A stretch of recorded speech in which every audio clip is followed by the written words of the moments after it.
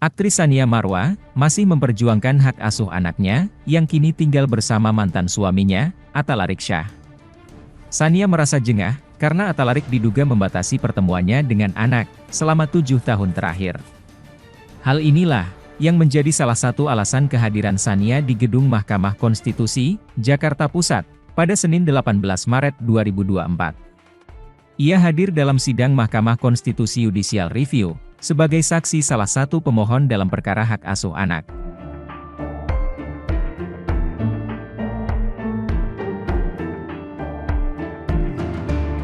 Kalau Ramadan kali ini, seperti yang saya bilang kan, saya cuma paling bisa ketemu anak di sekolah. Itu pun sangat terbatas banget gitu. Ngobrol pun hitungan menit, karena memang itu mereka belajar ya. Jadi, ya kalau misalnya ketemu belum sih, saya belum tahu kapan, karena ya itu dengan segala keterbatasan yang saya punya gitu kan. Kadang-kadang tuh ada sedih juga kalau lagi bulan Ramadan gitu kan, pengen sahur bareng, anak-anakku mulai gede gitu kan, ngerasain sahur bareng mereka, terus buka bareng, ngajarin mereka puasa, tarawih gitu ya. Itu rutinitas yang mungkin sehari-hari tapi bermakna banget gitu untuk kedekatan orang tua dan anak yang saat ini saya nggak bisa miliki gitu. Cita-cita sendiri ketemunya gimana Kak? Kalau itu ngobrolnya juga terbatas banget Mbak, karena kan orang tua itu tidak boleh masuk ke ranah kelas ya, karena itu kan private anak dan guru. Lalu kemudian istirahat juga hitungan menit, dan anak saya juga istirahat ya main sama temennya gitu. Jadi mungkin saya paling mantau dari jauh, ngobrol pun hitungan menit gitu. Ya mungkin hal-hal standar aja. Saya juga tidak bisa bertanya secara private karena saya tidak pernah punya ruang untuk berdua. Anak saya itu selalu dengan teman-temannya gitu kan, nggak mungkin juga saya tanya hal-hal yang terlalu sensitif, nanti anak saya akan merasa malu gitu kalau temennya tahu oh ternyata dia ini nggak tinggal sama ibunya ya gitu kan. Jadi saya juga jaga mental anak saya, jaga perasaan anak saya seperti itu.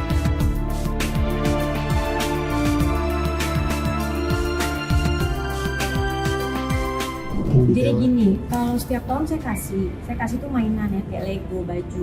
Nah yang tahun lalu itu saya ngasih PlayStation, karena saya Sarif suka main PlayStation. Nah ketika saya kasih PlayStation, saya antar ke rumahnya gitu, tapi kan saya nggak boleh masuk. Jadi cuma sampai depan rumahnya, kasih ke yang jaga rumahnya, habis itu total besoknya dibalikin lewat sekolah. Oh. Iya. Dengan alasan kalau saya mau kasih PS5 ke anak saya harus kasih paspor ke anak saya, jadi barter. Gitu. Itu PS5 kesenangan anak saya loh. Jadi kesenangan anak saya bisa dibarter. Nilai aja sendiri ya. Itu menurut orang tua itu adalah keputusan yang bijak atau tidak.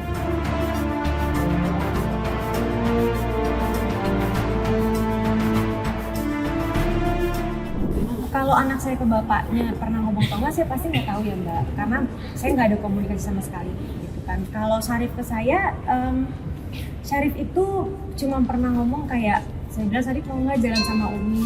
Ya mau kok jalan sama Umi gitu. Tapi saya juga nggak pernah mau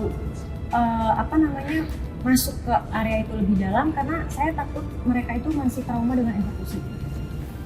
Kan tahu sendiri ceritanya kan, eksekusi Sabira ngucap, Umi mau culik aku ya.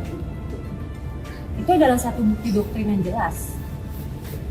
Itu satu fakta gitu, karena kerekam dalam video anak umur 2021 itu berarti Sabira 6 tahun bicara Umi mau culik aku ya. Saya berani ngomong karena ada fakta videonya kan, yang kebetulan juga diliput oleh salah satu teman media gitu kan. Itu menjadi bukti doktrin. Dan dari situ anak saya sangat trauma. Dan saya ini kan juga ya insya Allah akan menjadi seorang psikolog ya Mbak ya. Saya lagi kuliah semester terakhir psikologi untuk praktek.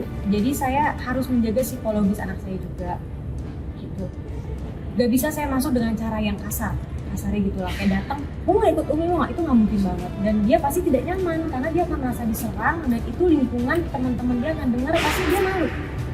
Oh, orang tua aku berkonflik nih gitu kan. Jadi itu saya hindari sekali sih.